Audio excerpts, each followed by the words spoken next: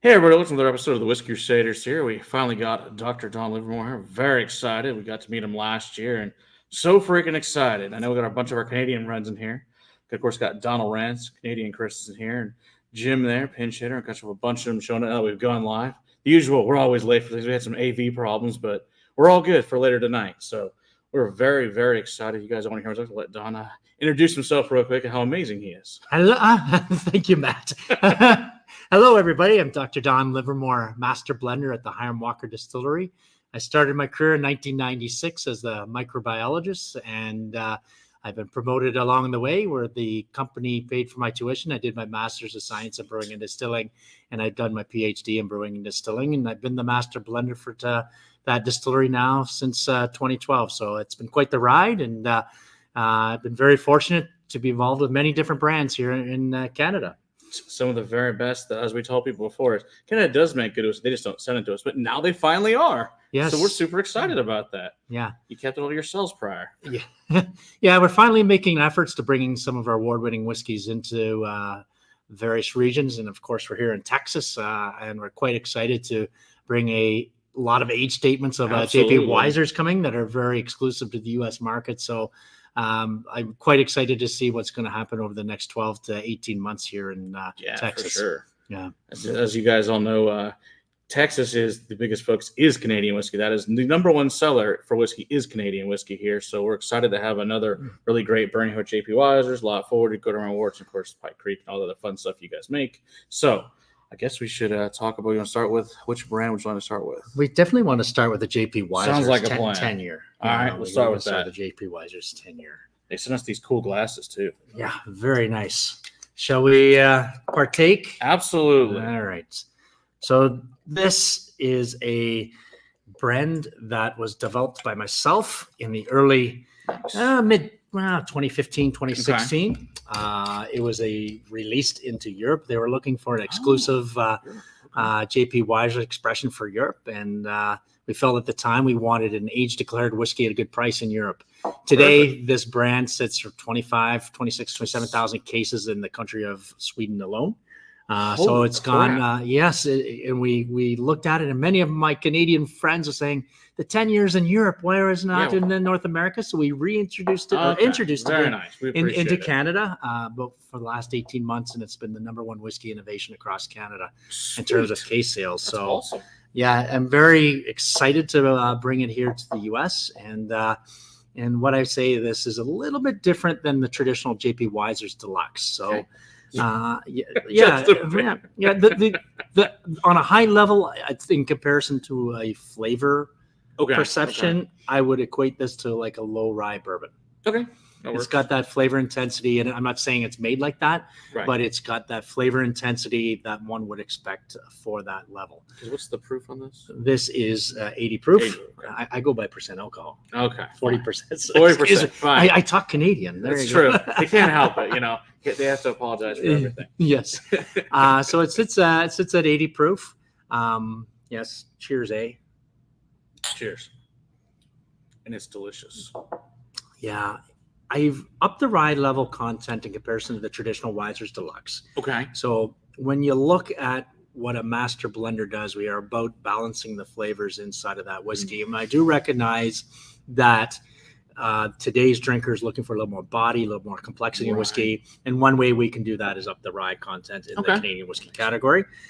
But when I'm dialing up the spiciness that comes from rye, that warm feeling through the chest, right. Definitely feel it. I got to play with the sweetness level now. So one of the things I can play with the sweetness level is using the types of casks that we use. So if we look at the label of this one, it will say on the label, I'm bringing it a little closer, no glare, it will say triple barrel. And what I mean by that is we do age it in new American oak casks. Okay. Once used bourbon casks.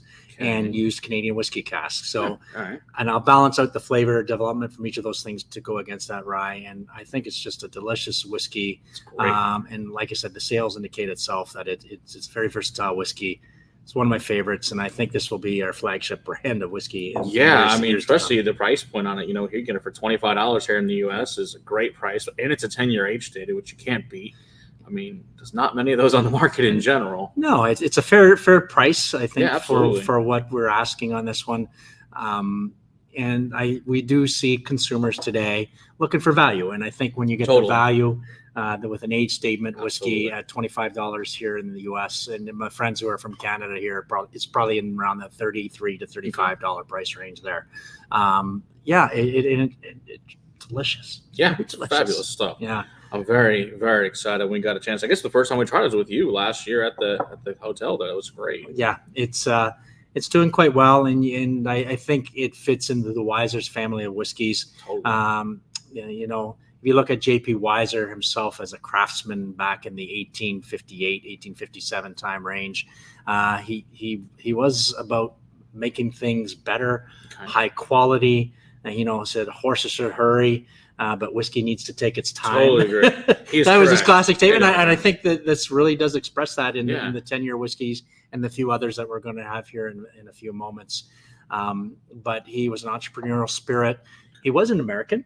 I don't know if you know J.P. Weiser is American. He was from the state of New York, and he lived in a little place called Ogdensburg, which is right on the St. Lawrence Seaway. Okay. And for him, he was a farmer. All the good ones are, right? We're in Texas here. We're talking about beef farmer, and that's what he was. He was a beef farmer. We do like our beef here a wee bit, though. Yeah, J.P. Weiser would have got along very well in Texas, I'm sure. Would've.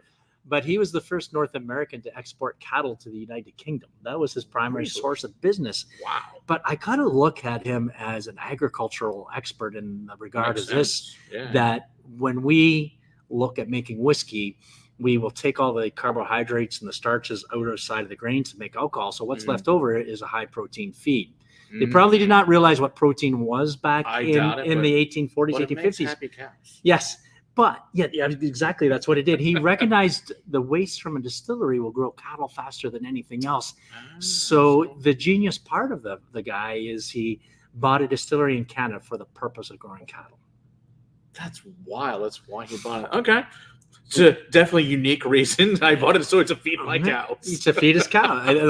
But the entrepreneur, So when the next time you have a glass of whiskey and a piece of steak, think of J.P. Weiser. That's what I think. Yes. Yeah, I always love it. I was like single cow, single barrel, same concept, right? I suppose. But yeah, I think that was just thinking about, that's the time with Gregor Mendel, and they're talking about genetics, and now you're actually talking about nutrition, and he identified that as a source of income and distillery that was on the side. It was the agriculture business what got J.P. Weiser into that, and he eventually became a Canadian. Okay. So he did move across the river. It was about a half a mile from between the U.S. and Canada there, and he ended up being an MP in our federal parliament for a number of years. A lot of the whiskey producers did back in that era, because you got to think where the tax dollars came from. That's right. It's all about the taxes. Always has been when it comes to whiskey, I suppose. Isn't that pretty much like the way Canada was basically funded was by the four major Canadian distillers, essentially? Yeah, often will tell my Canadian friends that we celebrated an anniversary in 2017, and 2017 they always, that was our 150-year birthday in Canada. My Canadian friends would say, but there was a 100-year anniversary, and you go, 100-year 1917. It's a 100-year anniversary paying taxes in Canada. Oh, lovely. Canadians did not pay an income tax till 1917. We're 50 years a country before we paid an income tax. So the 5 largest taxpayer in Canada was Gooderham Worts, Hiram Walker, J.P. Weiser, Henry Corby, and Joseph Seagram. So Canada was built on whiskey. I gotta imagine a lot of other countries in the world would identify, they were built on excise taxes, whether it was tobacco or beer or spirits. This one also made the same mistake, income tax. Yeah. Thanks, guys. Really appreciate that. It was lovely. About the same time, they both had the same horrible idea. Oh, yeah. We used to have the Hiram Walker Distillery. We used to have 60 excise officers on site watching every ounce. Well, it was the income to Canada. So you couldn't turn the tap at the distillery without an excise officer being present. Oh, my gosh. That's wild. There's very little records of the distillation in Canada prior to the 1860s. Okay. That's when our government started to intervene to start taxing alcohol. So as soon as that happened, they developed techniques on measuring the strength of alcohol. They had to weigh the amount of grain coming in, how much alcohol going out. So we can actually see a lot of information on exactly how whiskey was being made as early as the 1860s. Was every single piece taxed at a different rate, or was it just the finished product that was taxed? They would tax at the moment when it was distilled. Okay, this is a still. Yeah, Okay. there's an Inland Revenue Act which was developed in the 1880s in Canada, Okay. where they then started. That's when whiskey started going to bottles, Ah. and that's where whiskey became under bond. Okay. I know I'll often get that question as a Canadian: "Is you got a bottle in bond?" I said, "Well, everything's a bond in Canada. It has been since 1880." But it's does for make it easy. Yeah, it's for the purpose of what point you pay the tax. Okay. And it's Okay. really, and the taxes are deferred until the consumer pays on the bottle of whiskey. Okay. So that's what So we we keep it under a bond, but the government entrusts us that we're storing the whiskey properly and it's in there. So we actually get audited once a quarter by the government, so they can come through our whiskey aging warehouse at any point. Oh my And gosh. can you prove that this barrel of whiskey is there? So we have to tear it down from our palletized warehouses, look to see if it's there, and they count the barrel. If we miss it, if it's not there, Fantastic. it's $1,000 worth of tax. So one barrel's Lovely. $1,000 of tax. Oh my gosh. And I mean, how many barrels do you guys have laid down approximately right now? We got 1.6 million barrels sit down. So, yeah, So you have to keep track of that. we have to keep track of that. Oh So my there's no gosh. such thing as a lot. We can proudly say at the moment of this recording, we have not Wow. lost a barrel. I bet not. If it's $1,000 fine, I would think not. Yeah, well, yeah, it would come under the bond that we paid Okay. on it. So, Wow. yeah, we have not lost a barrel. We insure that. In reality, we got 6 barrels on a pallet. So if you're going to lose, you'll probably lose a pallet, Makes sense. $6,000. Yeah. So if you think about 1.6 million barrels in our aging facility, you're now talking $1.6 billion of excise tax. Oh my gosh. So you're and that's Wow. just us as the Hiram Walker Distillery. Yeah. Wow. You can imagine the entire industry now. Sure. How many that's billions? Yeah, billions and billions. is Wow. in there. It's like it's incredible to think about. But I did say Canada was built on whiskey, and You I did. can still say that Canadian whiskey is important to the Canadian I would economy. say today. so. Yeah. So you got Donner Pass, the Sierra Nevada uses their breweries have with their ranchos, same thing with the cattle, grain burgers, steak on the menu. I'm sure it is. There you go. Beautiful. And Richard, good to see you there. Peter White just got your Cherrywood cash from Lot 40, so that sounds awesome. Ooh, nice. That That's is the one. delicious. You guys are lucky. You get to keep that one in Canada. We don't get to try that one. It's not here. Yeah, it's a little bit in Illinois. That's the only place. All right. There's an So a allocation. friend in Illinois needs to at least send us a sample. Yeah. That would be great. Yeah, for sure. Shall we look at another whiskey? Yes, absolutely. All right. Let's try this one here. You want to move on to the Wiser's 15 year? Sure. Sounds great. Since we're talking about age statements. Yes, absolutely. My friends in Canada will call these squares.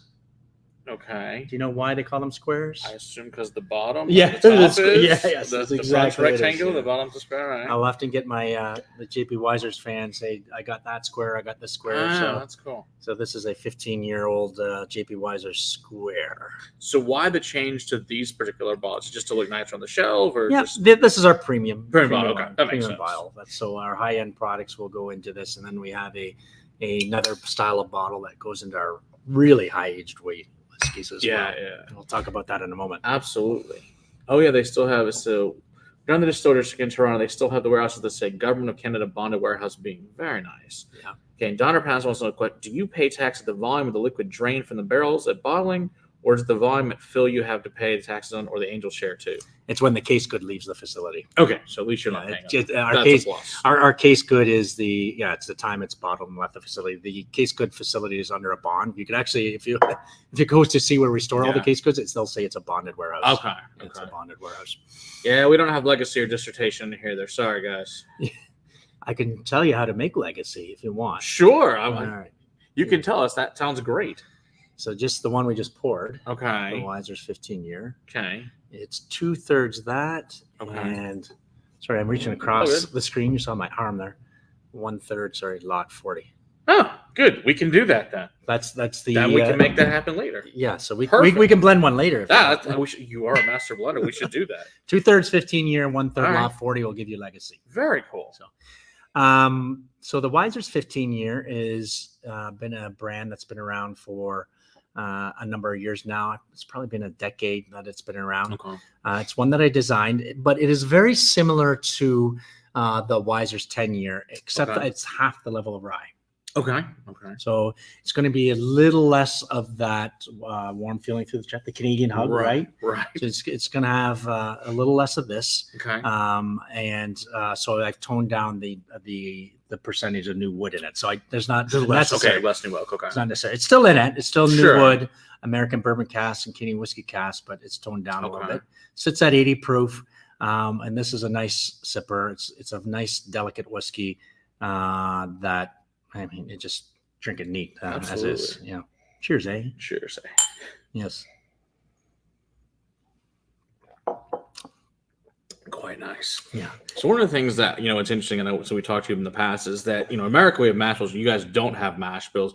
Could you explain how, like, the whole process, how you guys blend everything? Because that's the thing we don't talk about ever in America. How you guys that big difference that we blending is beautiful. Yes, absolutely. Blending is beautiful. And it's funny, I'm starting to see podcasts now and different brands of bourbons out there where they're sourcing from different facilities and they're making their own blends to get them some unique separation. Sure. Or distinguish us from in the industry here. But did Canada have it right in the first place? So with Canadian whiskey, you don't have to, but generally the larger producers that have been around for a number of years will ferment corn separately, rye separately, really barley separately, wheat separately, distill it separately, and age it separately, and they put it together at the end. Okay. If you've noticed, they'll call them master blenders in Canada as opposed to master distillers. Right. Because we're putting things together via recipe. So when I develop a recipe, I'll separate each the grains. I'll even separate the grains into the barrel types as well. So I'll have rye whiskey and new wood. Once use bourbon barrels and Canadian whiskey casks or sherry barrels or whatever I'm working on. Likewise with light corn whiskey and wheat and everything. So it separates it out even further, which makes that painter's palate. So why has Canada developed into blending like this? Yes. It's the innovation side of it. Okay. Can you tell me, Matt, what you want to drink 10 years from now?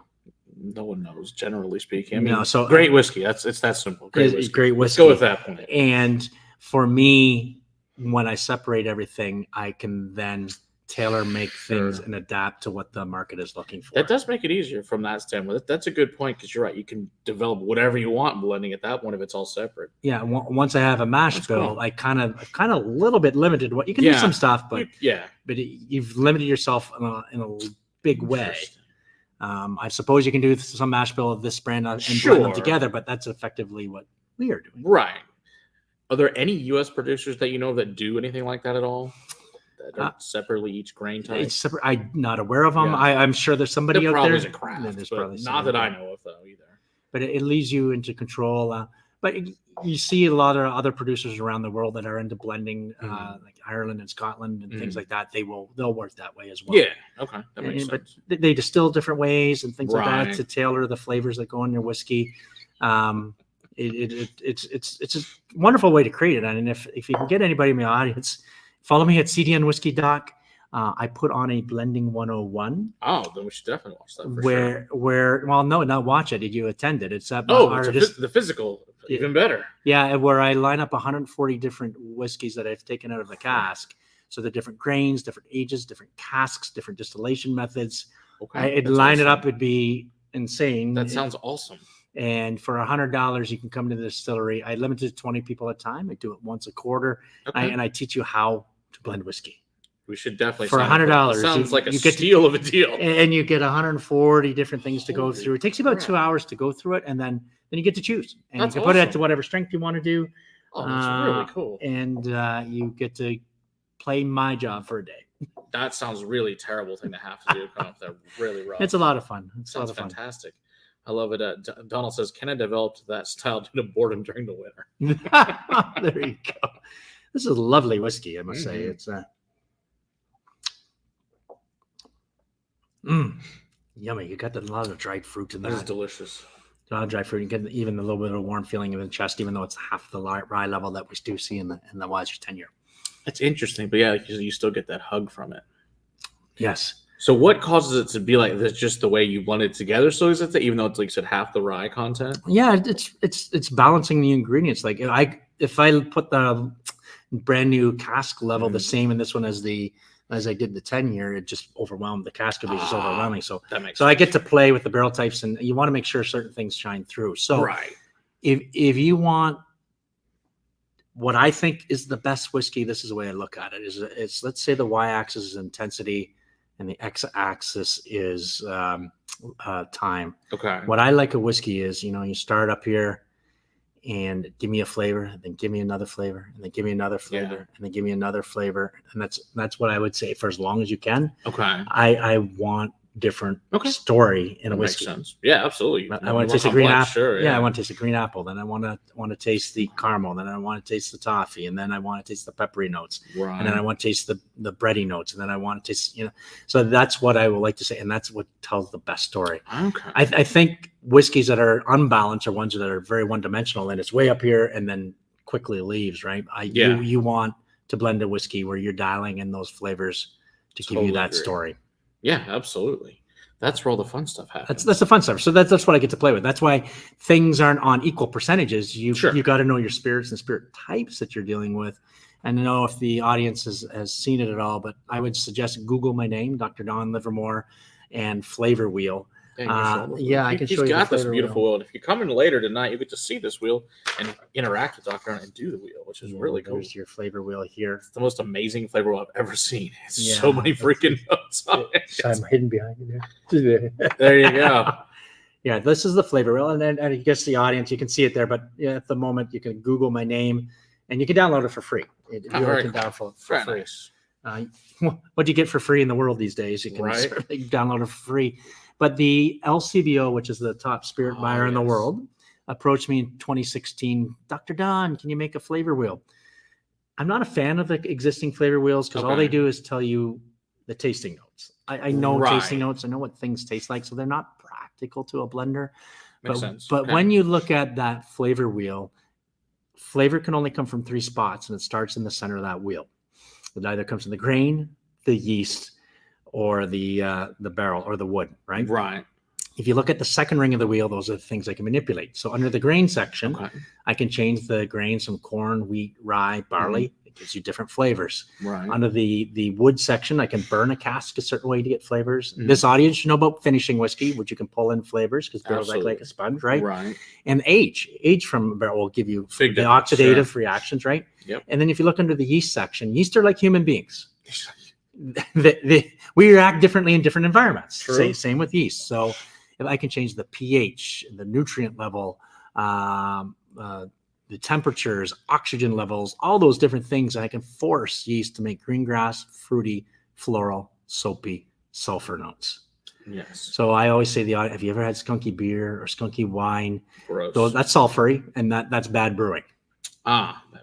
Okay. We don't do bad brewing. No, I don't think you do. I'm pretty sure that would not work out well. The third ring of the wheel is what the description of the whiskey. So you can have peppery, you can have caramel, you can have toffee, you can have banana, pear, etc. And if you look at the fourth ring of my flavor wheel, you'll see the molecular compound that causes that flavor.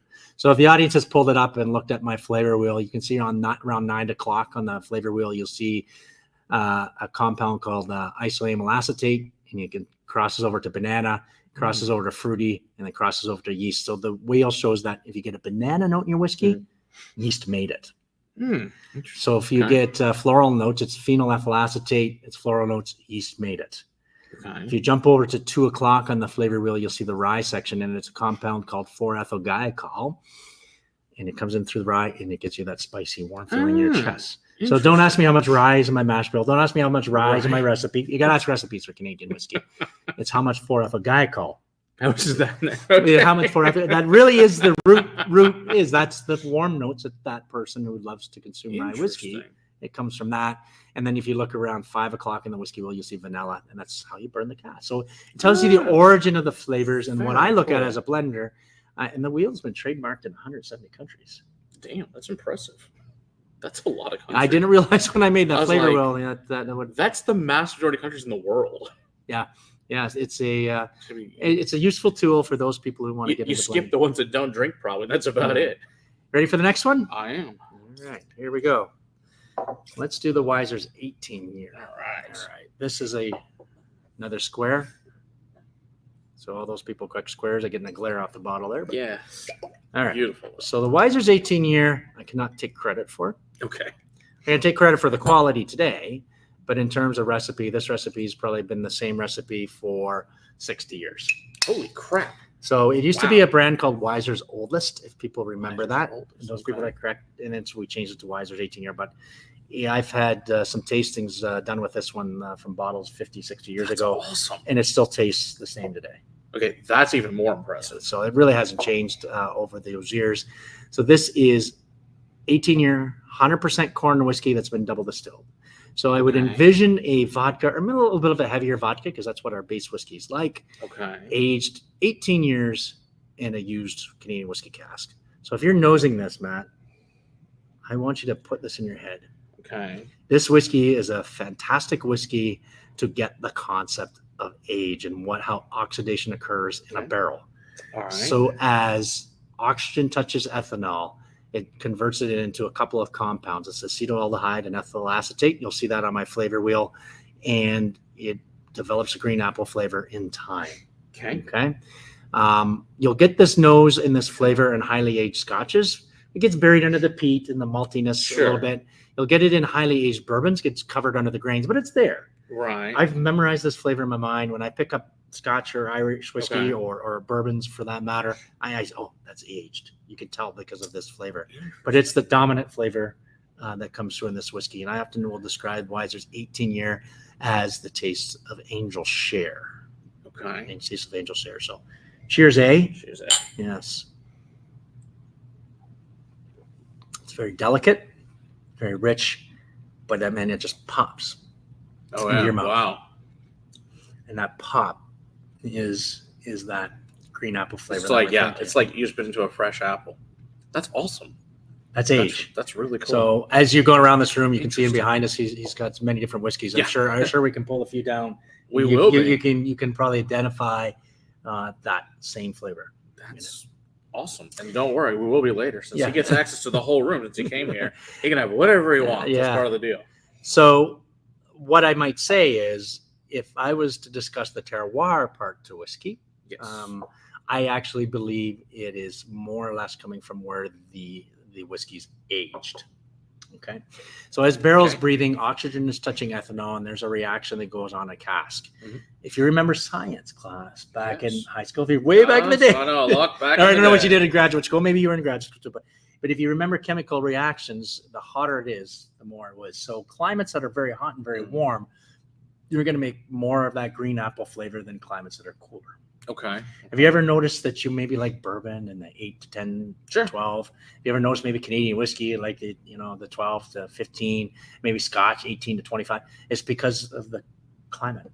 Right. It's probably your sweet spot for that green apple for that flavor. type. Yeah, it makes total sense. Yeah. So I'm of the belief probably more terroir in this whiskey is where you age if there's no heat control or temperature control in your barrels, right? If not, So, and we know this, right? Because the top of the barrel side, that's what you guys are asking for. We're asking for barrel picks. Yeah, absolutely. Right. Now, do you guys do barrel picks of JPY? Is that a thing in Canada? Well, the thing is, we're blended. So you got to start picking many different barrels. That could be fun. Well, I guess if you're coming to your class, I guess you get to do it yourself. So yes. Yeah. Your own blend. I guess pick your own blend. I guess would be the best. Well, you got to pick your few barrels that want to go into your blend to be able to do that. But because we're an aging warehouse where it's palletized, the group tonight will see a picture of it. It is all jammed in so close and tight. I find the cask more or less move like an organism in its own sense. Okay. So they'll heat and cool based around the climate. So for us in our whiskey aging warehouse in Windsor, Ontario, which is the most southerly part of Canada, the temperature of the whiskey will get up to about 82 Fahrenheit, the liquid in the barrel. Damn. Wow. And it'll hold that temperature for quite some time. We have a competition at our distillery who can wear their shorts the longest inside of our aging warehouse. That's awesome. Yes. So it could be snowing outside in November and it'll be 70 degrees inside the aging warehouse. And eventually it'll cool down. Sure. Likewise, you get into February and March, it'll get like a meat locker. There you go. Yeah, Fun. We know it gets to about 20 Fahrenheit or so. So you're seeing your breath, and it'll hold that cool into June. So it'll be 90 degrees outside. And it'll be nice air conditioning feeling in June inside the whiskey. So it kind of moves together. It's when you jam them so close. It's not quite like a Rick warehouse or Rack warehouse, like many of the products out here and behind us do. So Yeah. It's uncanny feeling to get into a facility that has barrels just jammed so close and packed together. Wow. Now, how many, I guess, warehouses do you guys have? Are they all right there, or do you wage them in different parts of Canada? It's all right, It's all right one there. location. Okay. We got 1.6 million barrels, as I indicated earlier. To give you a footprint size, it's the size of 132 hockey arenas. Holy shit. So the Dallas Stars, Oh my sack 6 gosh. barrels high. Yeah. And Wow, that's insane. That's a lot of freaking whiskey in a very big room. Well, there's 16 separate warehouses. 16 Yeah, of even them. in those 16 But warehouses, still, there's yeah, a lot of that's whiskey. insane. We are on the flight path to the Windsor Airport. Oh, so So that's we- a little extra shaking with the plane. Oh no! We go through the disaster check. Oh gosh, it's Yeah, a good point. I didn't think about and that. I'm knocking on wood. Yeah, let's hope that never ever happens. But the point I'm suggesting is that we don't hold the whiskey of all the same age in one warehouse. Good point. That's a good safe idea. Yeah, so don't put all your eggs in one basket. Is the saying. I would agree with you. That's a good choice. So you should spread it out if you've got a facility of any size, because then you'll, at least if something were not, it could be anything that can happen. Sure. Really. But you want to make sure you'll have good quality whiskey I don't blame you. to go down for future in case that happens. Yes, let's go with it never happens. I like that plan the best. Things you don't think about, right? No, that is a good point, though. How do you like that 18-year? I think it's great. You get the taste of age, memorize it. I think someone actually has a question from the phone, so Oh, you see okay. what they want on the phone. I think it's about tonight, so we have to answer their question. They may be. Okay. All right. As you're pulling up that question. Now, actually, they're trying to come to that and have an error on our website. How about this one for the next one? All right. Dump that out. JP Weiser's 24 years. So Yeah. my Canadian friends, I'm sorry that Square is not in Canada, so you'll have to try to find it somewhere in the U.S. So it's exclusive to the U.S. market. And if you're really seeing that label I'm holding there, it's starting to get a little, because these bottles are heavy. Yeah. But it almost is what you were discussing earlier, that you wanted to make your own blend. So what if I go pick this ingredient and pick this ingredient? So when we distill using column stills, pot stills, double column distills, combinations, any combinations thereof. So when I put away whiskey, I put it away at different strength, anywhere from 58% to 76%. And mind you, they're different grains again. Yes. So when you do your cask pick, for your club here, right? Yeah, when you do your cask pick, it's usually the same distillation from the same distillery, right. and it's Slightly like different barrel. Yeah, and just like the single malts or scotch, or same type of distillation. Sure. But what happens when you put things at different strengths in a recipe? I'll put it into a tank. You call it cask strength then? That's a great question. I don't see why you can't. I mean, I guess it's all about the same. I'm not adding water. Right. So it's still cask strength. I mean, if you didn't add water, I don't see why not. But it's a blend. So if you can see this really in this here, sorry. Cask strength blend. Okay, there you go. That's strength awesome. Blend. So I love this it. guy's that. So I've asked some writers around the world, what do you call that process when you do that? And nobody really could tell me. Are you the first to do that? I never say first with whiskey because things surprise someone might have done it. But first they just put it on a bottle purposely and label it that way. Yeah, because I wanted to describe exactly what I was doing and not to mislead the consumer. Sure. So it is the same recipe as the JP Weiser's 10-year. Okay. So same amount of rye in it. I do use some rechar casks in this, and Canadian whiskey casks. There's no new wood in this one, but this is at 115 proof. That's what it ended up being. All right, very nice. 15 proof, 24 years of age, and this is retailing somewhere around $110, $120 in the U.S. for 24-year whiskey cask strength. Really, anybody else can touch that. Yeah, it's certainly delicious. There you go, Chris. You see one in Alabama for 105. So yes, you should make that trip. Absolutely. Oh man, I got to go to Alabama for 105. But you can really taste that green apple flavor. Oh wow, yeah. So it's even getting more as we're going up to the 24-year of age. Oh, and then the rye, the Canadian house, so good, so gorgeous, good. For $105. Can't beat that. Come on. Yeah, I think we were able. A buddy sent us one from Wisconsin. I think we paid $90 for it. up 94. there. Some little liquor store up there in Wisconsin. I think the audience can appreciate what age-declared whiskey prices are these days from other countries around the world. And I'm not going to say, and you say it's delicious for the audience. It's fantastic, and the quality Canadian whiskey is fantastic. Yes, it is. We're pricing our whiskey right. I agree with you, and we actually really appreciate that. We're pricing our whiskey. We want good value. Yeah, that's what people are looking for, and I think that's why the 10 year has been so successful in Canada, and likewise with the 15. Makes total sense. Like the 15 was $50. The 18 I think was something like $60 or $70, and 24 year if it's 105, somewhere there, 105, 110, 115, but. Either way, it's a great price no matter what it is of those. Yeah, for 115 proof. Yeah, you're not. Yeah, no complaints whatsoever. And 24 years old. Matt, you got a suggestion how you would drink this? In my mouth. In your mouth. Well, I assumed that. The way it is, neat, perfect. Neat. Okay. I love it. Yeah. I guess you could try a little bit of ice in there if you wanted to see what would happen on like a big cube. I don't know, see how it melts over time. Yeah. But I love it the way it is. I've seen many people drink this over ice and just to let it melt down and let the flavors develop. But again, remember that the Wiser's 10 year was similar to a low rye bourbon. Okay. I would again say this would be in that territory. Yeah. We could try to get a 24-year bourbon, but it would be like licking a tree. Yeah, well, that's where the new wood. So I don't have to use new wood in Canada. If I did bring it, then it would be just too overwhelming. It would be just too overwhelming. So you want the grain to shine a little bit. Right. You want the grain to shine a little bit, and certainly the age too. Absolutely. Yeah, Dustin, you do not want to think about that. It's a horrible idea. What's it? He wants to now picture how he drinks without his mouth. Mm-hmm. Yeah. I don't think we should talk about that. Yeah. No. But that is just a gorgeous whiskey, Matt. Absolutely. Yeah, it just gets to be wonderful. And I think one of the things I've been looking at with the JP Wiser's family of whiskeys is I'm looking to create a very specific house style through the years. I know there was a legacy fan. I'm going to go with awesome. I think that seems like a good term for it. Yeah, I know there's a legacy fan here earlier, but legacy is a lot more rye than what is in a normal Wiser's lineup of whiskeys. Yeah. Whereas I'm trying to right the ship when it comes to our whiskeys here. Thankfully, have been lucky to taste your dissertation one time. Yeah, that's very rye forward. That was incredible. Yeah, that was very, very rye forward. Did you ever have plans for anything similar to that back, or is that just a one-off, never going to happen again type? Matt, I'm not doing another PhD. Well, that's a good point. So I guess we're SOL. Yeah, so people who don't know what JP Wiser's dissertation, yes. JP Wiser's dissertation, if the audience don't know what it is, was a one-off release that was for the LCBO in Ontario.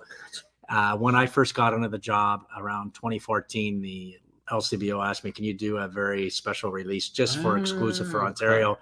I said, I've just only been in the job for 4 years. I said, I really haven't gotten a lot of things. I do have barrels left over from my PhD. I got about 78 barrels. We'll take it. The sentence wasn't even finished yet, Matt. Wow. We'll take it. I said, my PhD was more about determining the quality of a barrel using infrared sensors. So I was taking an infrared sensor, scanning it on the inside of a barrel, and I was able to determine the quality of a barrel in 30 seconds, and I knew how much wood would go into our product very quickly, very rapidly, and that's what my PhD was on. So I was playing around with different burns on wood types and very cool, and some rye and how that developed. But I was never intending it to be a blend, but they said just take it. So it's almost like go and open up your kitchen refrigerator, putting it all together and making. That's why the way it was. I'll put it all together. That's awesome. The cool part about the dissertation is when you're designing whiskey, you learn that if you do a blending 101 with me. The last thing is you determine the strength because you add water. Sure, right. So I know the blender and I went back and forth. It should be 43% because that was the original strength of the first whiskeys in Canada. Yeah, it should be 48 because I know 48 is a nice sweet spot. And I remember one day going back to my office and telling my blender it should be 46.1. Okay. Because why do you want a 46.1? That makes zero sense. I said, if this whiskey is about education and dissertation with people, we want to educate people.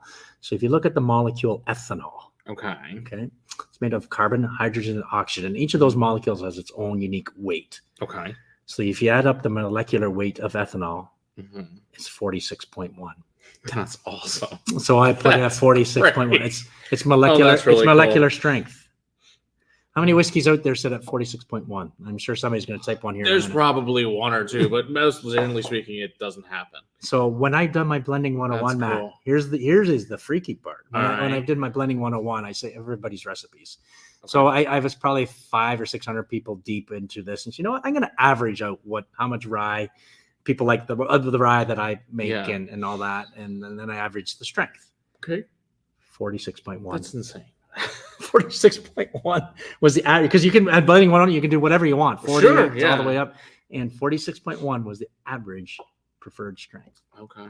About 500 people. I almost fell off my seat. That's wild. There you go. There you go, Dustin. So make a new batch called The Rambling of a Mad Doctor, a Laser and Shards. Okay. Wow. That's a unique name. I love it. There you go. And Donald wants to know about the JP Waters Alumni Series. The JP Weiser's Alumni Series is a series that we did in Canada in partnership with the NHL Alumni Association. Oh, very cool. So the retired hockey players realize some players retire hockey in need. They get into substance abuse or other things, and they have a fund that will help them through any troubles that they may go through. And they're looking for some funding activity. So we met with them, and they said, well, you know what? We'll talk to the ex-NHL alumni. Okay. They'll come to your distillery, and they'll go through a blending 101. Okay. And we probably had a dozen of them. So I got to meet some of my childhood heroes. That's awesome. And I taught them how to blend whiskey. Oh, that's very cool. And then there was a very one-off. And everyone did their own. They were very. Are you allowed to tell us who came from the hockey or no? No, they're quite out there, like Marc Messier, Guy Lafleur, who's now passed away. I know people are always looking for the Guy Lafleur bottle.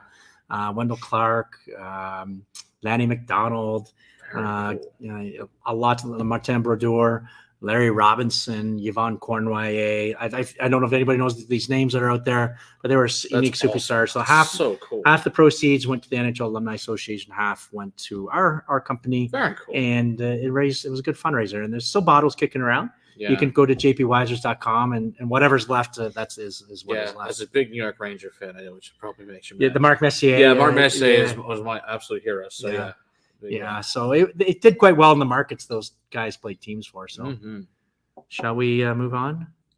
I got to finish this one. The 24 is so good. I just had to put it down. Okay, this one might even tempt your tongue even more. The same version, but 27 year. Oh, right. That works even better because this is the brand new one, right? That's into the market. Yeah, just hitting the U.S. market again. To my Canadian friends, the square is not there. This is again exclusive to the Canadian market, and again a cask strength blend. Thank you. I must say a little bit went to Europe. Actually, a little to Europe. Okay. A little bit went to Europe to Sweden and Norway. Okay. And the UK. Okay, good. So our fans over there can at least get it then. Yeah. Sorry, guys in Canada. Yeah. We'll apologize for you as good Canadians that you can't. Sorry, get Sorry, Yeah. That's right. So, yes. This is 59.9. Okay. This is 59.9. So 120 proof. 59.9. All right. 120 proof for all intents and purposes.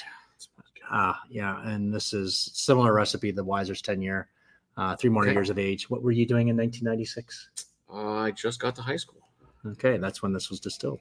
That's wild. This is the year I started the distillery, so it kind of brings a tear to my eye. Cheers, eh? Cheers. That's awesome. That's very cool.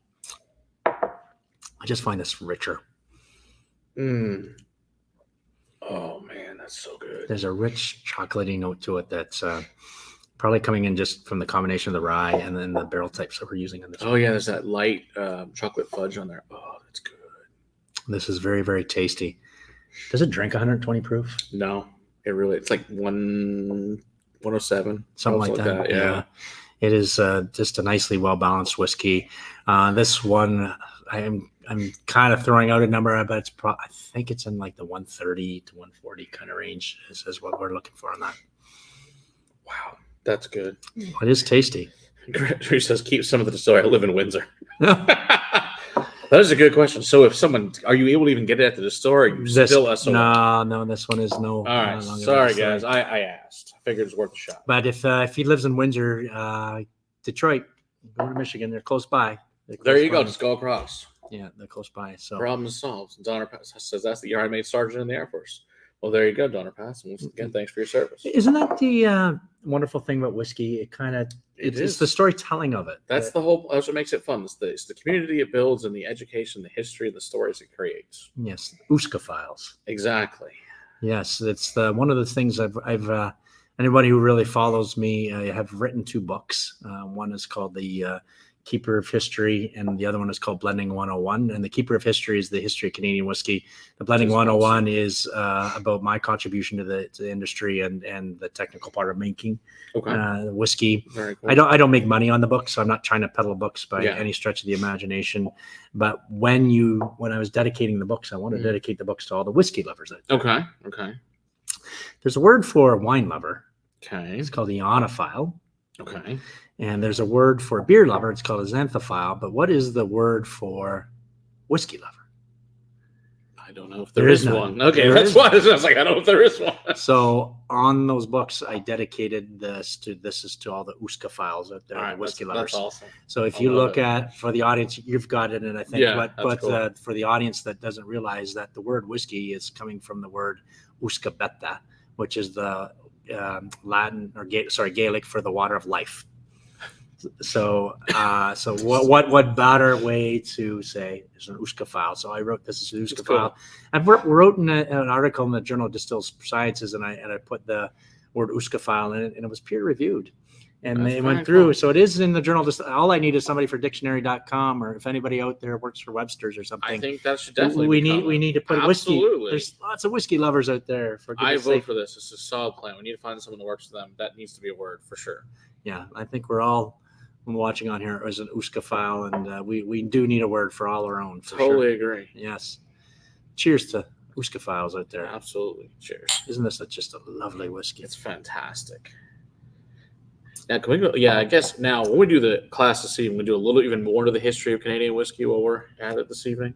We will talk a lot about the history of Canadian whiskey. Fantastic. That is so exciting for me. I think what blows the audience away is when I talk about the Canadian whiskey is that I think there's a lot of myths out there that people don't realize. And I don't think people realize how forward-thinking Canadians were in terms of the whiskey category. By the year 1900, the Canadian whiskey was the largest whiskey category in the world, and they were inventing things and blending things and learning new distillation techniques. Like crap, I didn't know that. Canada was number 1, and then through the next century, we went down to number 4. But there's lots of reasons philosophically why I think that's why that's happened. But Canada was built on whiskey, and I think the early pioneers like Gooderham Worts and J.P. Wisers and those gentlemen certainly led a path where I can see Canadian whiskey is the most innovative, creative, adaptable style of whiskey there is.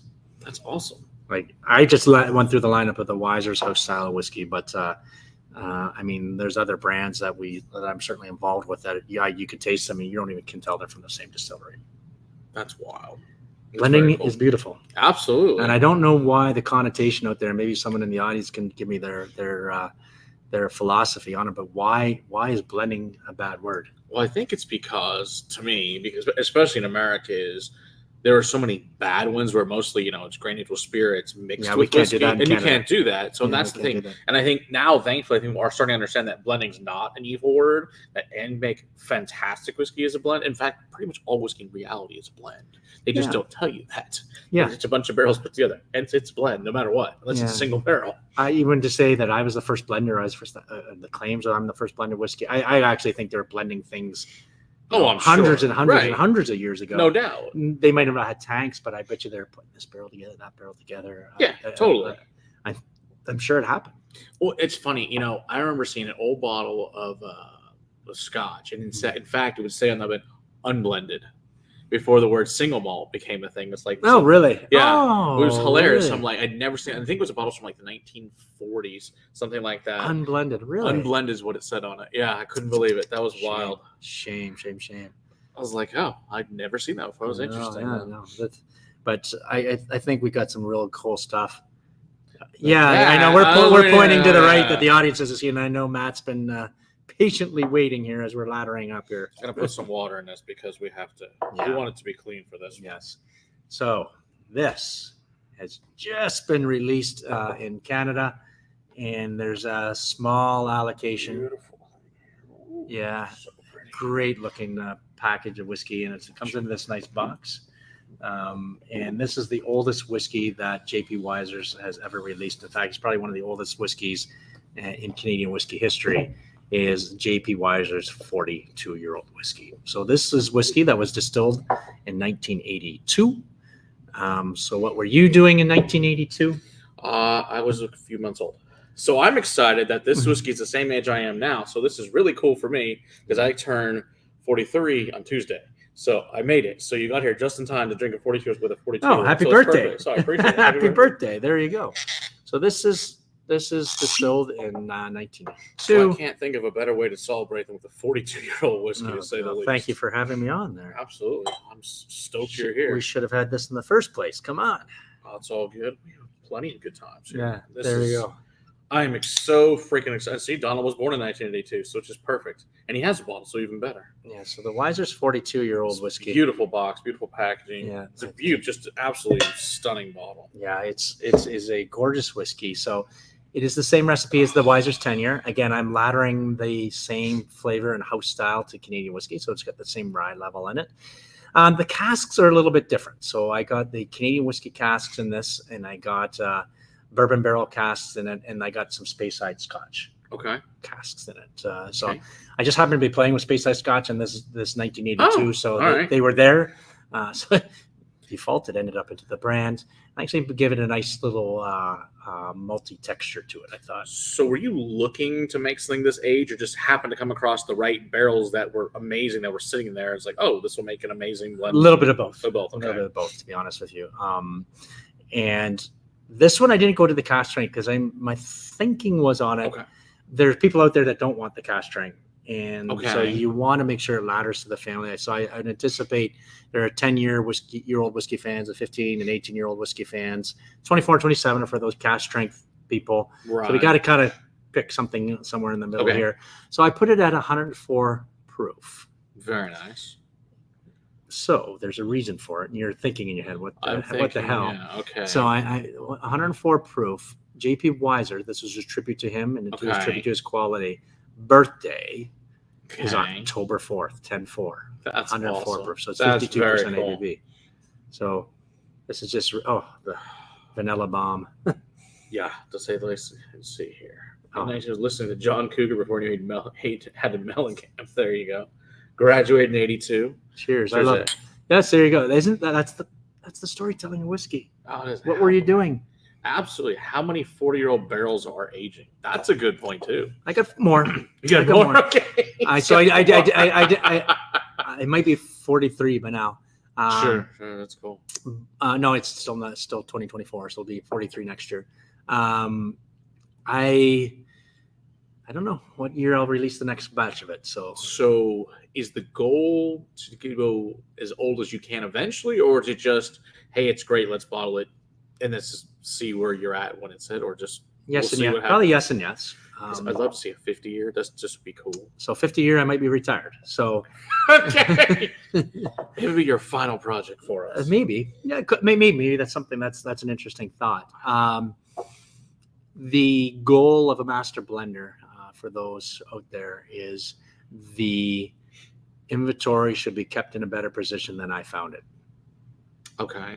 Do you understand what I mean by that? Yeah, that makes total sense. So I inherited an inventory by the previous master blender, and my goal is that I should be leaving something better for the next master blender. That's very cool. So who did you take over with the master blender prior to you? Is a gentleman by the name of Dave Doyle. Okay. And he moved on in our business because we were under the Pernod Ricard umbrella, and he moved on to be the master blender for Malibu and Kahlua, which is got global status compared to Wiser's is generally domestic, although we're working on it.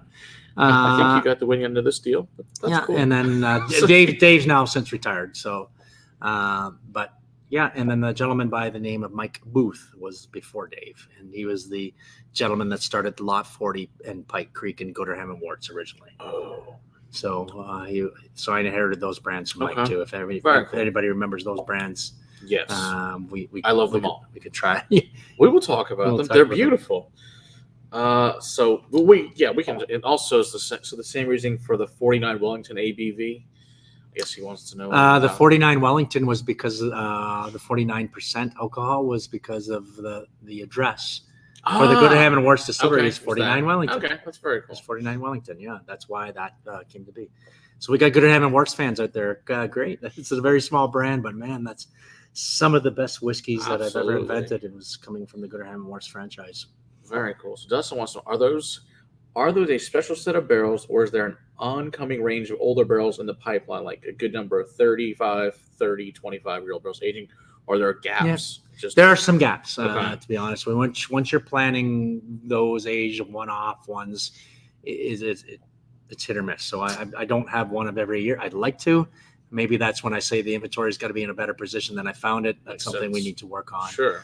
The other danger and the risk I worry about is because the evaporative loss in Canada is 3% a year. So one of the practices that I do as a Canadian whiskey distiller is our mainstay brand for the Wiser's 18 years. So this is a permanently released brand. Okay. Go back to the square, the Wiser's 18 year. I will bring in all the inventory we have of the Wiser's 18 year. Okay. And bottle what we need for that year and then regauge it in the casks. Okay. So let's say we bring in 100 barrels. Okay. As an example. Right. I was just more than that. But we may regauge 30. Sure. That makes sense. So it saves room in your warehouse. And then the other risk I worry about is that it evaporates so much of the barrel. Eventually, at some point, it just collapses. It gets too dry. Yeah, that's a problem. So it's more valuable to regauge it, fill the barrel up full. So that's how we are able to age out for 42 years. Okay. That's very cool.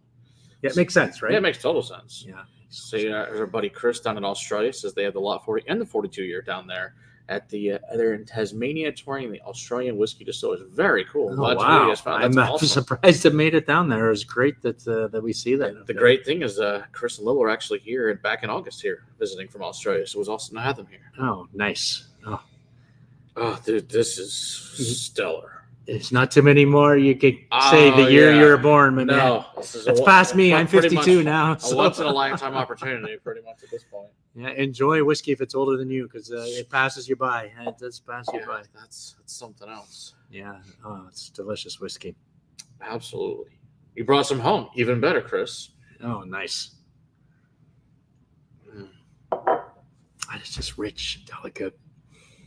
And we didn't talk about price. We did not. So for a 42-year-old whiskey, what should be the proper price point? When you look at Scotch, it's going to be insane. 10 grand? Could be. With certain brands, it sure is. I mean, we're from 2,000 to 3,000 to, like you said, or a hell of a lot more than that. Like you said, 10 grand. Yeah. Guess maybe with yours, based on other profiles, maybe $500, something like that's my guess. I think here in the U.S. it's $350. Holy crap, that's a really good price, $350. All right, so super awesome price. It seems like it could go in your collection right now. Yeah, I think there's a beautiful J.P. Wiser's collection up there that needs to be added to. Yeah, because we need. Plus, the other good thing is your competitor, you have a nice wide box I can display. Because the one thing is your bottles are nice and tall and shorter, whereas theirs are wide. So this would be a good, nice wide one to stick up there against it. So I like that. And the age on the box that they gave certainly jumps out. Yeah, you can't miss the giant 42 on there. It's kind of hard. No. So $350. So my Canadian friends who are in the audience, it's $475 in our market. Okay. Yeah, and I think it's fair. I mean, you're talking 42-year-old whiskey. That's a very fair price. It's very fair. I mean, and we want people to be able to enjoy whiskey. Yeah, no, I think that's awesome. That's, plus it's a great gift people would get for a birthday or an anniversary, or it's just an amazing. How many of those bottles approximately came to the United States? Any idea, or for the world in general? I know they heard them say 70 cases came to the U.S. Okay, and that's like a 3-pack.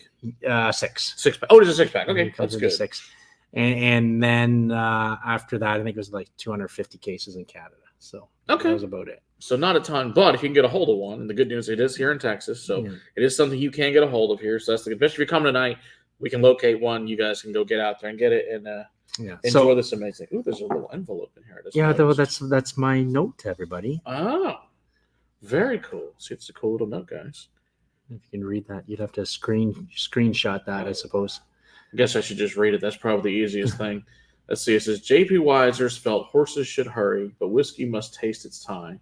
J.P. Wiser's 42-year-old is a traditional style of whiskey that was distilled in 1982, matured in a variety of white oak casks over many years, supporting his philosophy of whiskey making.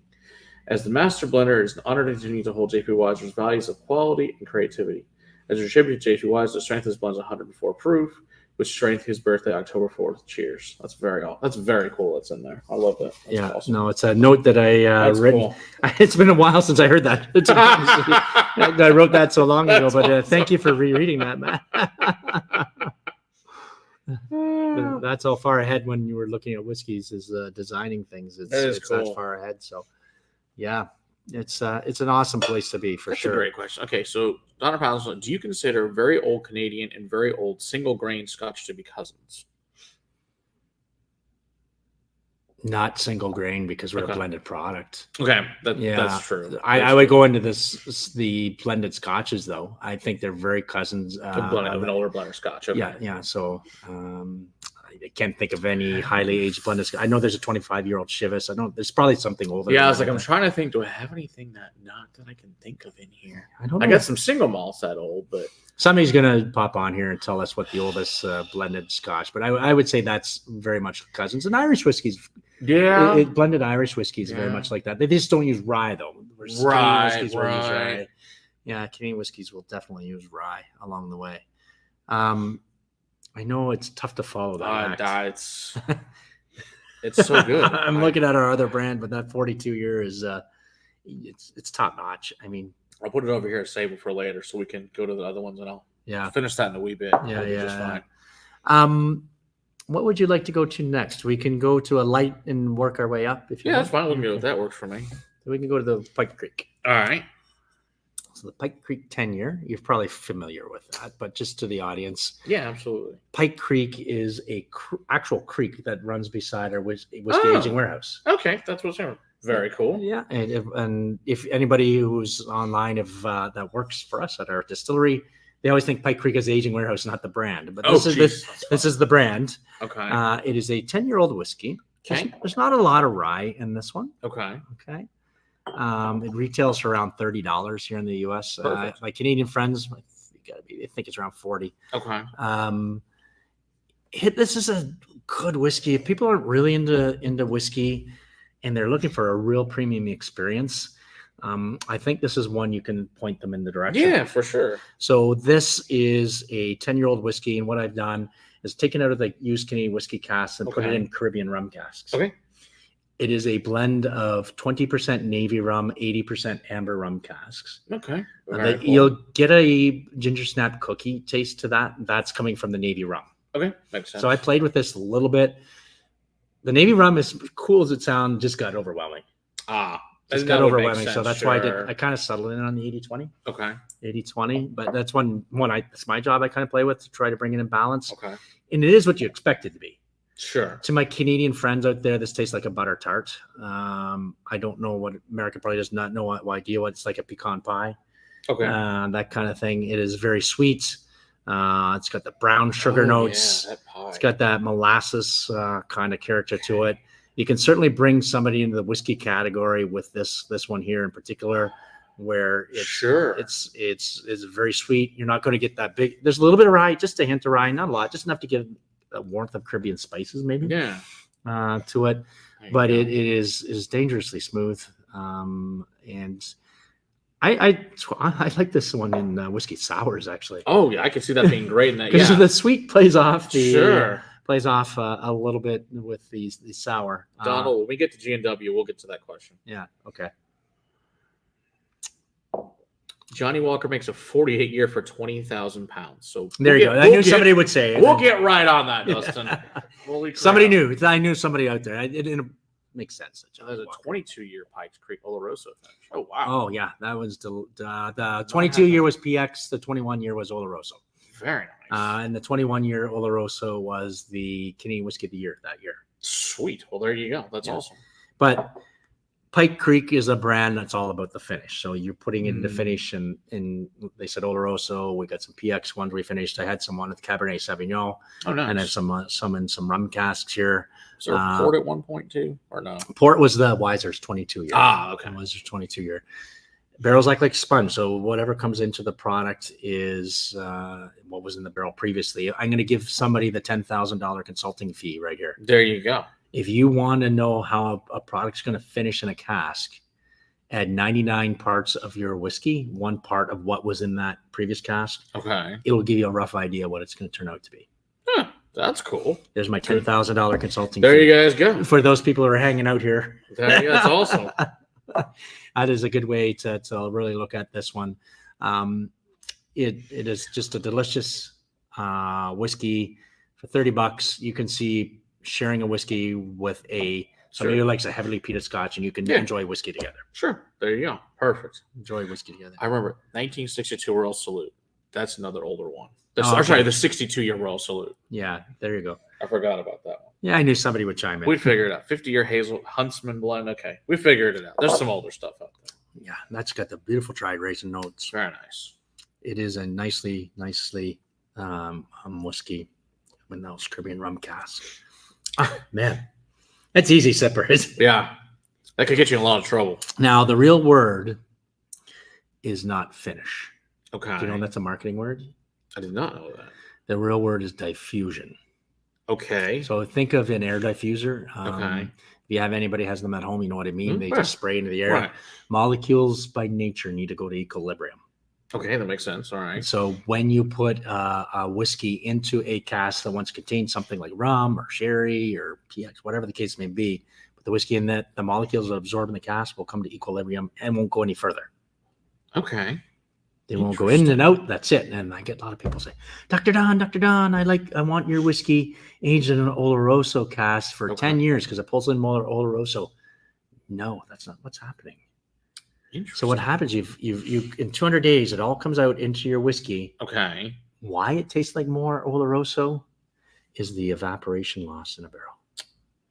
Huh. It concentrates up those molecules that are into I never the thought product. about that. That's cool. So that's a misnomer. People think it's got to be in that Oloroso cask for a year. It makes it taste better. You're just concentrating it up. You're almost better to take it out of the barrel and put it into a fresh Oloroso again, and you'll get the same effect. I did not know that. That's really cool. Oh, that's awesome. What a cool Makes thing sense. to learn today. No, it makes Makes sense. Total sense. Never thought about it. It's like a reduction if you're cooking, right? Yeah. All For right. anybody who's cooks out there, That's very cool, though. yeah. It's something I play with and think about. And when somebody mentioned the Law of 40 and Cherrywood, that's the one thing I was paranoid about, that I was tasting and teasing it for years in master classes. And got into the last master class that I tasted with, and somebody said, man, that's really cherry. And they're saying, it's a little reminiscent of cough syrup, and that just danger to me. Yeah. So I pulled it out of the barrel because I didn't want to go through another summer and concentrate in that Cherrywood, especially with evaporation loss. Oh, yeah, you're not kidding, right? So I pulled it out 10 months early, and we just released it now just because I did not want any more of that concentrating effect in the barrel. Yeah, totally makes sense. This is what blenders think about, is when is the moment right. Yeah, that's very cool. Yeah, the lights just went off, didn't it, Matt? Yeah, no, I like that. See, this is what we had you on. All sorts of cool stuff I know I learned today. Yeah, no, I never thought about. Well, that's it's all in my book if you want to see. That's right. Blending 101. There you go. Are we laddering? Yes. So we see. Ben wants to know: will there be re-release any of the high-age GPYs of the collegiate editions, as I call them? No. It'll be just the 24 and 27, guys. 24 and 27. So get them while you can. We already discussed dissertation. It's not coming out. It's what he's not getting out of the PhD. I don't have any more. Where's my PhD? That's it. And there you go. That's independent balls of grain scotch. I make my own blend. There you go. That works. I know Independent Joe's been here. Was here a couple weeks ago. So great to see him in here too. All right, Gooderham. Now let's drink that and then answer why there's no other special releases for Donald. Okay, so the Gooderham Worts is just being released into the U.S. probably in the last 6 to 8 months or so. Okay. If you look at the history of the Gooderham Worts Distillery, there are 2 brothers that came over to Canada in the 1830s. Okay. And what they were millers. They milled grain for a living. So when a farmer brought grain to their milling company to be milled, they would pay them in form of grain. Okay. That's the payment. So they would mill 90% of it. The farmer would get a mill. They'd sell it. 10% would be left with Gooderham Worts. Well, what do you do with it all? Make whiskey. That's exactly how they got into it. Because they're smart like that. And over time, they developed distillation techniques and became the world's largest distiller by the year 1900. They were making over 2 million gallons of whiskey downtown Toronto. So in spirit of who Gooderham and Worts were, they're 2 brother-in-laws, actually. They were millers. So I designed a whiskey in tribute to who they were. So this is a 4-grain whiskey. Smells great. Again, remember, we separate corn, rye, wheat, barley, so Right. age it separate and bring it together. And again, so this has corn, wheat, rye, and barley in it. Okay. It contains some pot distilled, some column distilled, some double distilled. Yeah, So it's very some cool. it's a very All sorts complicated of cool blend, fun stuff, actually. Yeah. And they're not in equal proportions. Okay. So I want the whiskey to be balanced. Remember, I said I want a nice storytelling whiskey. Right. So this is rye first, Okay. corn second, and then wheat, then barley. Okay. Awesome. And when we taste it, it's almost in the opposite order of that. That is funny. Yeah. So you get a nutty Right. nutty bready, and then you'll get a sweetness after that, and then you're going to finish with the warm feeling through the chest. That's the Canadian hug. It's really nice though. I like would that. put this somebody who drinks the high rye bourbon. Yeah, I think that's excellent. Yeah. I know it's not a high rye, but you understand what but I'm saying. conceptually, yeah, that they would like something like this. That's I good got a one. cheesy personality. If you haven't figured this out,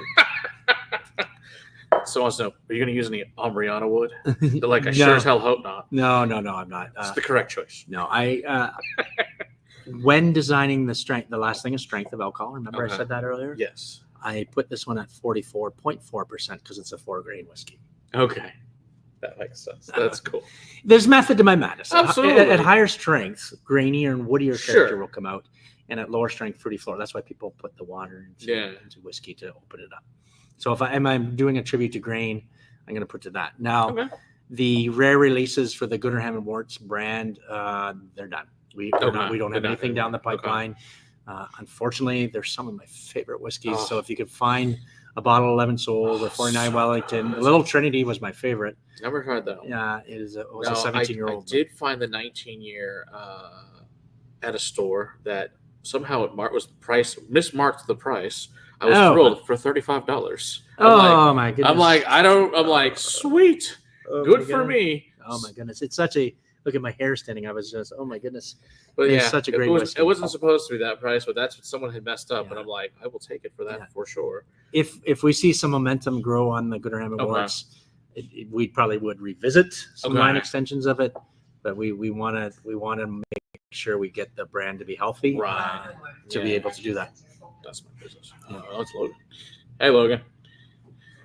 So the 11 Souls was great. I did get a sample of that from some of our Canadian friends back when it came out. It was really great. Yeah. He's got a little Trinity left, and a couple of 11 Souls. Can't get my hands on another 40 in Wellington. I don't know where you could find it. There are, if you're in Texas, you might be able to find it at some Total Wines, guys. That is the one place I have seen them hanging out on shelves. I was going to say that if you're in Alberta, that'd be the one place I yeah. might suggest to, but I can't guarantee. Yeah, I was still guarantee. But I would check there if you are hunting for one. Go look at those places. And if you're really a fan of it, buy them. Yeah, and I'm yeah, not giving yeah. you FOMO, but I'm giving you FOMO. You should buy it. It's really freaking good. They're very nice whiskeys. But this good. The good is this one's also a very reasonable price one as well. Yeah, I think it's like $30 or so. I think I paid like $30, something like Yeah. that. But yeah, this could make an excellent old fashioned. Absolutely. I've not made a. That's a good idea. I should try that next time. Make an old fashioned with one of these. Yeah, I think it would. I like it would that stand out plan. because it's the higher rye. Yeah, for sure. This would be awesome in there. Yeah, higher I rye. like this plan. You're talking about rye. Let's move on to lot 40 then. All right. This is one heck of a tasting here. Oh Heck my yeah. gosh. That's the way we do it here. This is Texas. That's right. We always do it this way. It's like, we should just do more. Always do more. There we go. What a great looking bottle. And those who are Gooderham Worts fan, you can see the embossing on the back of the label. This is what they call the Riley patent.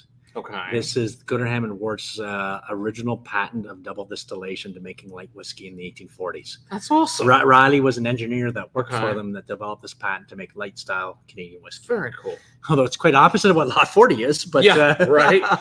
Not But it- quite the same. yeah, but it is a unique patent to it. Absolutely. So Lot 40, there's three truths to Lot 40. Okay. 100% rye.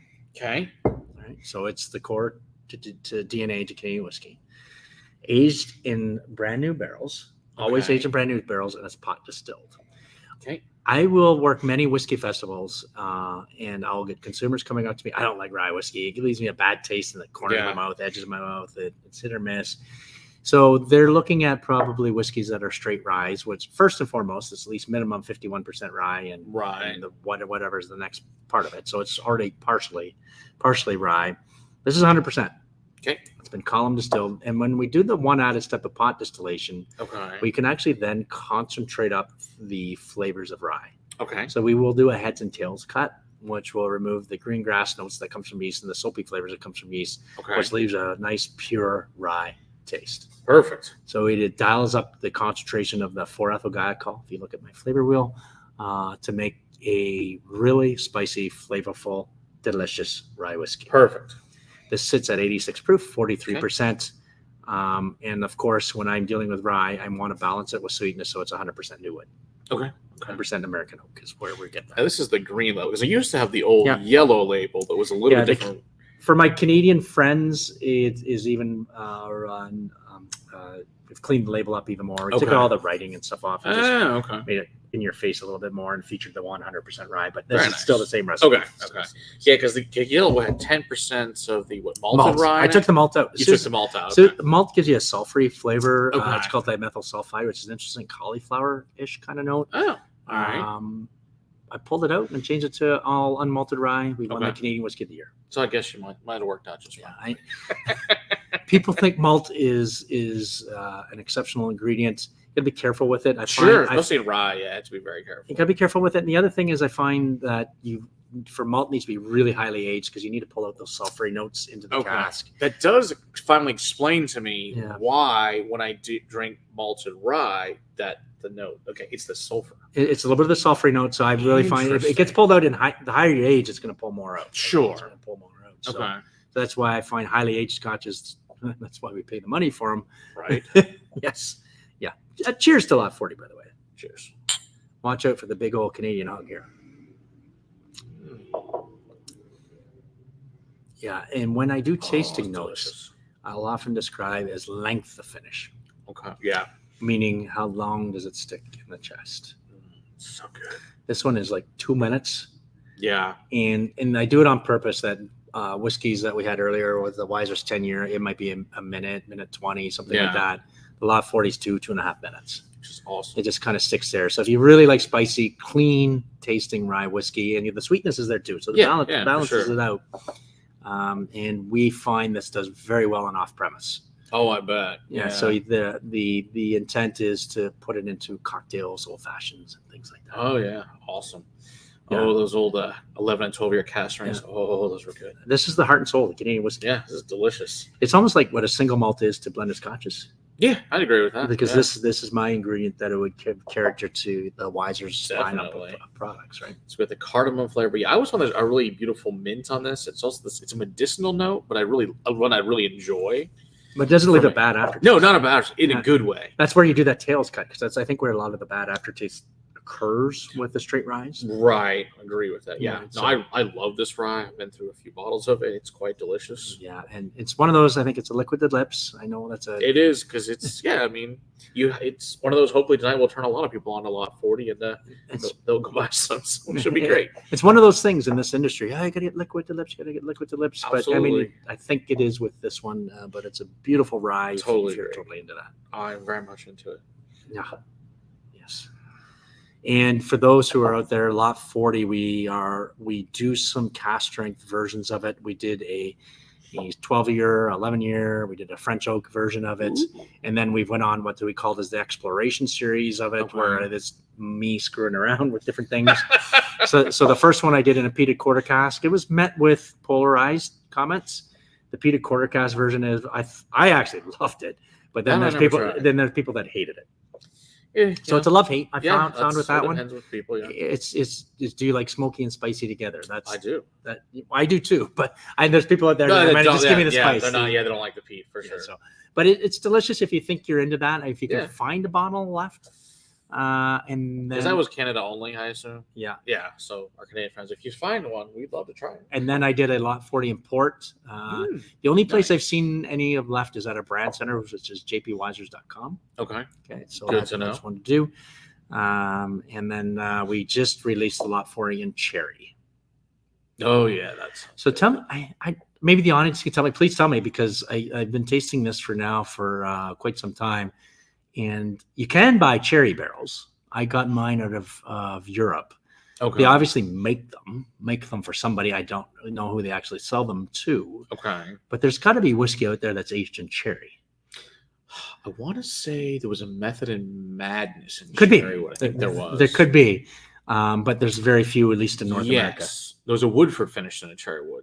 It's also weird. Finish in cherry or staves, maybe. I don't know. It was finished in a Cherrywood barrel. I mean, So maybe there is obviously somebody. It's very you rare. try it while you're here. You let me know what you think of it. How about that? We'll go with that. It's very rare. So if you're really Yes, into it, very rare. You're right. I've seen very few done. and on a high level tasting note, to me, it tastes like a Black Forest cake. Yours sounds great. I want to try that version. We get the beautiful chocolate notes from the rye, Yeah. and then the cherry coming in. It's, oh my goodness, it's so good. It's so good. It sounds fabulous. All right, All right. we're on to the last whiskey. All right, guys. One more, and then we're gonna go hang out here and do lots of cool classes. If you're coming tonight, you're gonna have an awesome time. We're gonna get really super nerdy later. Yeah, I'll pull out my chemistry slides for. There you go. That'll be awesome. So this Lot 40 Dark Oak is won the world's top rye whiskey in 2020 at the World Whiskey Awards. Oh yeah, this was our So rye of the year when it came out. So Oh, this that's was so good. this is Lot 40 aged in number 2 charred barrels. I took it out of the barrel and then aged it in alligator char, or char number 4. Hence the dark oak. Yes. That's- John does one. Is there any sampler sets at all of any of you guys' products that comes out? No, you know what? I was in some stores here earlier this week and we talked about that. So John, we are aware. I can't promise anything, but It'd be definitely cool if you aware. had one of each of your lineup, and Yeah. some kind of like a 375s or something like I that. know. Maybe at some point, once we gain some momentum here in the market, it might make some sense. Or you make your own, buy one of each, and then you make your own sampler set. I like There that. you go. Plan the best. No, I like that. I like how you sell. I like how Exactly. you sell. So this is the one other difference with this one. Instead of 43% or 86, it's at 48%. Okay. 48%. Which, if I'm dialing up more wood flavor, I want to make Makes sure the sense. straight goes up a little bit. Absolutely. And this is just a bit. Oh. I actually find the people that do the Lot 40 and they really love the brand. They buy Yeah. a bottle of this one. They don't go back. I can't blame them. It's They don't go back. wonderful whiskey. Just wonderful. And it probably retails for about $20 more a bottle, just because of that extra It's worth finish. it. Pay the $20. Yeah. It's real simple. Mm. Mm. That is so good. Oh, it's fabulous. So good. Yeah, I think it's about $60, something like that. It might even be less. 65. It might even be less than that. Even less is even better. It will in Canada be about 60. I think it's about 50 here, but Okay, maybe it's 50 here. Either way, it's awesome, and you it's should in that buy price some. range anyway. It's in that price Just range. you see it, you should buy it. It's very easy. Can I leave you with a story? You can absolutely with the story. Love stories. So, since this is our last dram, I'll figure we'll leave you with a story. Perfect. Is I've made a couple of mistakes in my life. Okay. Mistake number 1. I was in Winnipeg in February. Okay. People see. mean, Whenever I do this it's story, cold. Texas, nobody cares. I was like, it's cold in Winnipeg in February. I can It's tell like you North that Dakota for the audience here. much. I only know because of hockey. Back when the Jets used to play there. Yeah, so it's minus 50 for those. So Holy crap, that's cold. it's cold. Oh my It's god. very cold. Why that? So that's a mistake. But why am I in Winnipeg in February? It's because they have the annual whiskey festival. Okay, that's a good reason. Okay, so have you gone to a whiskey fest before? I have been to whiskey festivals. So they give you a glass like this one, and right. pay a couple $100, and you go around, and you get to try different whiskeys, and you get to meet people like me. And Okay. that night in Winnipeg, I got a glass. Was a little bit slower that night, so I went around. I'm done. I'd like to try your whiskey. So I had a good night. Okay. Party like a rock star. That's awesome. Party like the rock star. Right? Mistake number 2. Okay. I got asked to go on live breakfast television, 6:45 in the morning for the whiskey fest. No. Yes, so I'm Oh. going live. I'm live with you, so I probably should have did this with you, but I was live TV, breakfast televisions like Good Morning Okay. America for the Americans in the audience Oh here. my gosh. So, and I was on TV with the Glenlivet ambassador and the Jameson ambassador.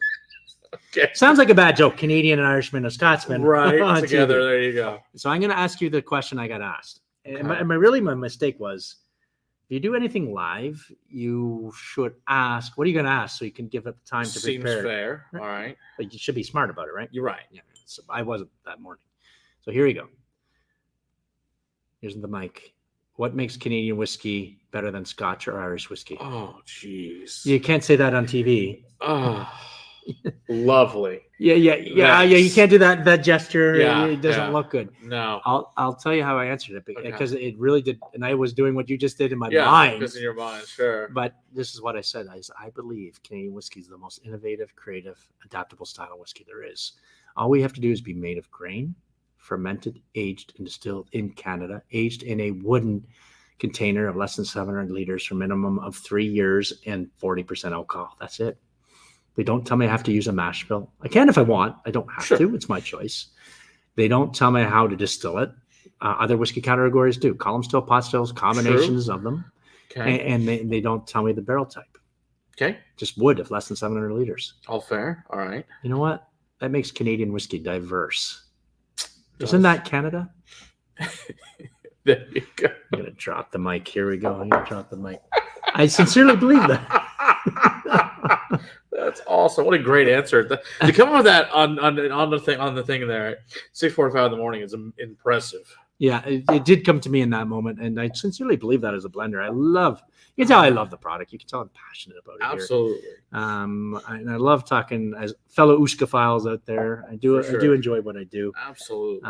And I think we got some amazing products in Canada. We just got to start to showcase them. Yes, I think more people need to try this. If you guys haven't had any of these products, definitely go buy one of each and give it a whirl, because I think you'll enjoy everyone. There are different day, different things you like, but there's one for everyone, to say the least. Yes. Yes. Awesome. Absolutely. So already says BTV in Winnipeg already sounds like torture. It probably was. Yes. Or as Dustin said, it's a new rap song, Party Like a Dock Star. There you go. Oh, thank you. That's awesome. That's awesome. Yeah, there are. Good to see you there. And it says, and you get to use enzyme extracts instead of malt if you want to. That's true too. Yeah.